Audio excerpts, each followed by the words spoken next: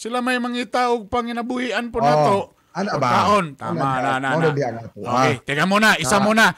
Despite sa mga kuha na to, napaisa ka trending ang nakuha na to kagahapon, mga refugees, in fairness sa mga Pinoy, tanawag nandito taka maluluyon gini mga Pinoy.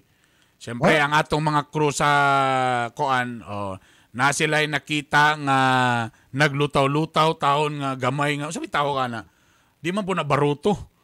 Pero nakita nila, gitabangan nila ni, mga refugees day kini. Naay naglutaw-lutaw itong ipangsakyan nga muragwan. Ang tao na sa usa ka majority sa crew aning barkuha mga Pinoy. Nagluto ding noodles, may mong Pinoy kay noodles man dayon. Mo mga anong Pinoy. Noodles nay kamunggay. Nay kamunggay ka na. So naga po ng pagtinabangay.